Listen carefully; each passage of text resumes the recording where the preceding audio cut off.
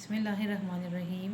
Dear students, take out your general science books and open page number 73 of unit number 8 forces in action. Fraction हमने start किया था previous lecture में। मैंने आप लोग को फ्रैक्शन के बारे में बताया कि what is fraction. Fraction is a force which slows down or stops or make it hard for an object to move.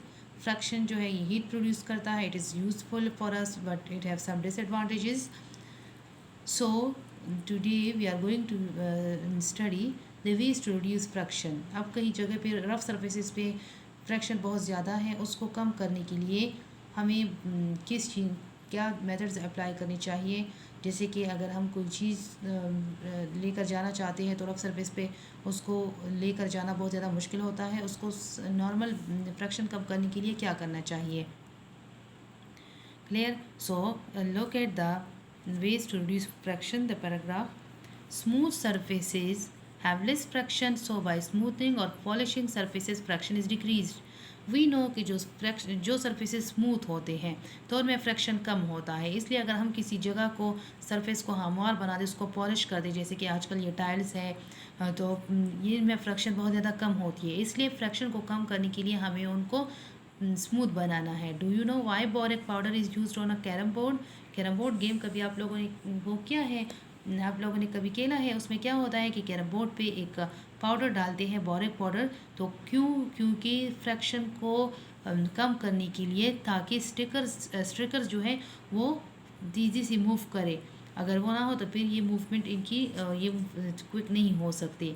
It is to reduce friction so that the sticker move fast sliding smoothly on the board, ताकि sticker तेज़ी से move करे और आसानी से board पे slide कर ले. अगर वो ना हो तो फिर ये इनकी मूवमेंट इतनी तेज़ नहीं होती. लुब्रिकेशन. लुब्रिकेंट्स लाइक ऑयल और ग्रीस कैन रिड्यूस फ्रैक्शन. जो लुब्रिकेंट्स है, लुब्रिकेंट्स कौन से होते हैं? चिकनाई कम करने वाली या चिकनाई जो जिनमें से जैसे कि oil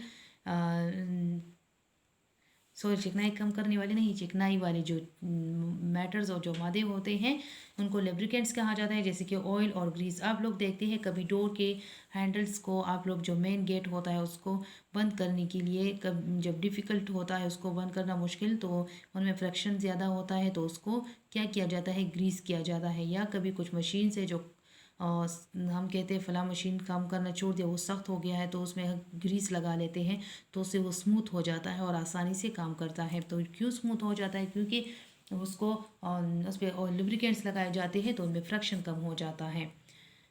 they not only reduce fraction, they can also prevent parts of machine from wearing away. ये ना सिर्फ फ्रैक्शन को कम करते हैं बल्कि मशीन के कुछ पार्ट्स को ख़राब होने से भी बचाते हैं.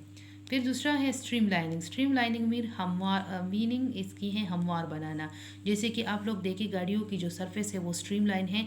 जिस चीज़ की भी सरफेस स्ट्रीम लाइन हो ताकि वो आसानी से एयर और वाटर को क्रॉस कर सके. जैसे डू यू नो की तरफ देखिए, the streamline shapes of birds and fish allow them to move quickly through air and through water. आप लोग फिश और बर्ड्स की बॉडीज़ की तरफ देखें गौर से, तो उनकी बॉडी स्ट्रीम लाइन शेप्स है और वो क्या है? स्मूथ है एंड राउंडेड है, ताकि वो आसानी से बर्ड्स जो है वो फ्लाई कर सके, एयर के थ्रू क्विकली मूव कर सके और फिशेस स्विमिंग कर सके वाटर में.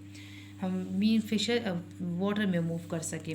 Stream lining making the surface smooth and rounded helps in reducing fraction. हम किसी सरफेस को स्मूथ और राउंड बनाते हैं, स्ट्रीम लाइनिंग मीन हमवार बनाना, तो ये फ्रैक्शन को कम करने में हेल्प करता है. Vehicles are design so that friction is reduced between the vehicle and the air और वाटर बाय और वाटर दे मूव. आप लोग देखिए बोट्स वगैरह की भी, कार्स की, सारे व्हीकल्स की जो सरफेसेस हैं वो स्ट्रीम लाइन होती हैं. ये क्यों इनको स्ट्रीम लाइन बनाया जाता है? ताकि ये आसानी से वाटर में मूव कर सके या एयर में मूव कर सके. जैसे कि आप लोग एरोप्लेन की उसको देखिए, वो भी स्ट्रीम लाइन होता है. जो व्हीकल और वाटर या एयर के बीच में जो फ्रैक्शन हो वो कम हो और ये आसानी से आगे मूव कर सके. क्लियर? आप लोग को पिक्चर दिखाया गया है, एक गाड़ी है. स्ट्रीम लाइनिंग रिड्यूसेस फ्रैक्शन की, इसकी स्ट्रीम लाइनिंग है तो इसकी वजह से फ्रैक्शन कम होता है और आसानी से व्हीकल मूव कर सकते हैं. एक हो गया लुब्रिकेशन और लुब्रिकेंट्स में चिकना करने वाली, चिकनाई जो होती है, जैसे कि ऑयल ग्रीस हम लगा लेते हैं तो उससे क्या होता है? वेपन्स पर भी ऑयल और वेपन्स को भी ऑयल और ग्रीस दिया जाता है ताकि इनमें फ्रैक्शन कम हो सके और ये ख़राब ना हो और आसानी से काम करे। क्लियर। आप कंसेप्ट चेक की तरफ देखिए on page number 73। Concept check में है complete the sentences using what you have just learned about friction. हमने फ्रैक्शन के बारे में पढ़ा, इससे आप लोगों को पता चल जाएगा कि आपको कितनी समझ आई है। तो इसको कंप्लीट करना है, अच्छी तरह से रीड दे दी। फ्रैक्शन स्लोज डाउन, स्टॉप्स और makes it hard for an object to move. Friction हमें पता है कि एक फोर्स है और ये चीज़ों को स्टॉप करता है, इनकी मूवमेंट को स्लो करता है। फ्रैक्शन प्रोड्यूसेस डैश, तो फ्रैक्शन क्या प्रोड्यूस करता है? Heat, HEAT, heat. Fraction force है जो दो सरफेसेस के टच होने से प्रोड्यूस होता है और फिर फ्रैक्शन हीट प्रोड्यूस करते हैं। Rough surfaces have dash have more friction, we know कि उसमें से मोर फ्रैक्शन रफ सरफेसेस में होता है, स्मूथ पे कम होता है, इसलिए आप यहाँ पे फ्रैक्शन राइट करें। When we apply the brakes on a vehicle, dash is the force which slows the vehicle.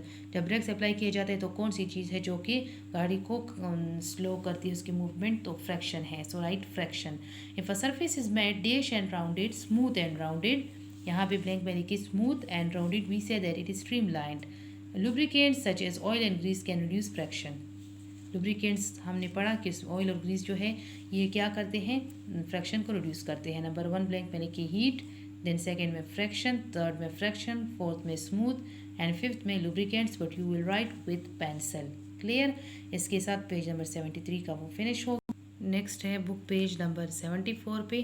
Book page number 74 निकाल दे, उसकी तरफ देखिए, डिस्कस एंड आंसर की तरफ देखिए। Look at these pictures. How has swimmer A reduce friction? If A and B had a race, who would win, why? आप लोग pictures को और से देखिए। जो और स्विमर ए है, ए पिक्चर में जो स्विमर है उसने किस तरह फ्रैक्शन को कम किया है, जबकि स्विमर भी वहाँ पे फ्रैक्शन ज़्यादा है। अब दोनों में अगर रेस है तो इसने इस तरह किया है कि इसने अपने बॉडी सरफेस को स्ट्रीम किया, मतलब बिल्कुल स्मूथ है, ये आप देखिए। और जो अगर इन दोनों में रेस हुआ तो कौन विन करेगा? तो स्विमर ए जो है ये विन करेगा, क्योंकि ये तेज़ी से स्विमिंग करेगा।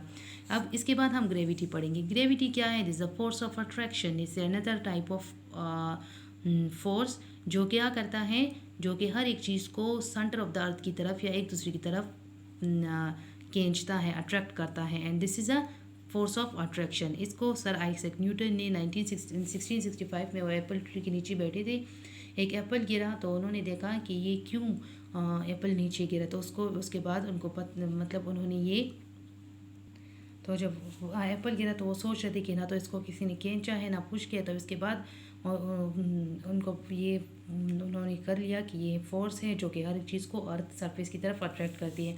आप जिस चीज़ को भी गिरा दें ऊपर की तरफ, आप अगर कोई चीज़ जंप करे तो सारी चीज़ें सेंटर ऑफ द अर्थ की तरफ अट्रैक्ट होती है। आप ऊपर से कोई चीज़ गिरा दें तो क्या होता है, वो सेंटर ऑफ द अर्थ की तरफ ही आता है, मीन्स अर्थ की तरफ ही आता है। तो ये क्या है? ये एक ग्रेविटी है, अर्थ में एक अट्रैक्टिव फोर्स है, फोर्स ऑफ अट्रैक्शन है, जो कि हर एक चीज़ को सेंटर ऑफ द अर्थ की तरफ खींचती है। क्लियर। ये जो है मैग्नेटिज्म की तरह, हम इसको देख नहीं सकते लेकिन फील कर सकते हैं, जो कि सन है, सन के इर्द गिर्द जो इतने प्लैनेट्स है, अर्थ है, सारे मूव करते हैं। तो ये सिर्फ और सिर्फ ग्रेविटी की वजह से, ग्रेविटी ही की वजह से सारे प्लैनेट्स अपने अपने ऑर्बिट में मूवमेंट करते हैं, और ग्रेविटी की वजह से ही हम फ्लोट नहीं करते स्पेस में। Clear. So gravity is another type of force, it is the force which pulls things towards each other और the centre of the earth की एक दूसरे किस्म का फोर्स है, जो कि चीज़ों को या आपस में या एक दूसरे की तरफ या अर्थ की तरफ अट्रैक्ट करता है। Gravity always draws objects towards one another, it never repels them. ये हमेशा जो चीज़ें होती हैं इनको आपस एक दूसरे की तरफ खींचता है, कभी भी रिपेल नहीं करता। रिपेल मीन जो दो टू थिंग्स जो हैं वो एक दूसरे को पुश करें, no they will attract each other. In 1665 a scientist called sir Isaac Newton was sitting under an apple tree when an apple fell it to the ground. Why did it fall? He thought to himself. No one had pushed or pulled it. 1665 में एक साइंसदान, उनका नाम sir Isaac Newton था, तो वो बैठे थे Apple tree के नीचे। इतने में एक एप्पल गिरा तो ज़मीन पर गिरा, तो उन्होंने सोचा कि ये क्यों गिरा, ना तो इसको किसी ने पुश किया है ना पुल किया है, तो he realize that there must be a force, तो उनको पता चला कि यहाँ पे मस्ट एक फोर्स होता है, एंड द फोर्स यहाँ भी एक फोर्स है दैट पुल्ड इट टुवर्ड्स अर्थ, जिसने इसको अर्थ की तरफ अट्रैक्ट किया। He called this force gravity, इस फोर्स को उन्होंने ग्रेविटी का नाम दिया। Like magnetism, gravity can not be seen but it can be filled. It is force which keeps the planets orbiting around the sun and stops you from floating into the space। मैंने आप लोगों को बता दिया कि magnetism की तरह हम इसको फील कर सकते हैं, देख नहीं सकते, और ये इसकी वजह से सन के इर्द गिर्द सारे प्लैनेट्स अपने अपने ऑर्बिट्स में मूव कर रहे हैं, रिवॉल्व करते हैं, और हम फ्लोट भी नहीं करते बिकॉज ऑफ ग्रेविटी। सारी जो बिल्डिंग्स वगैरह है, this is because of the gravity. ये ऐसे अदरवाइज अगर ग्रेविटी ना होता तो हर एक चीज़ फिर पे फ्लोटिंग कर रहे होते थे। आप लोगों को एग्जाम्पल दी गई है, if you drop a tea cup gravity will pull it down towards the centre of the earth. अगर आप लोग टी कप को गिराएंगे तो ग्रेविटी इसको ज़मीन की तरफ खींचेंगी। So gravity is a force of attraction which attract each and everything towards the centre of the earth. And किसने इसको डिस्कवर किया था? सर आइजैक न्यूटन ने। कब? 1665 में। क्लियर?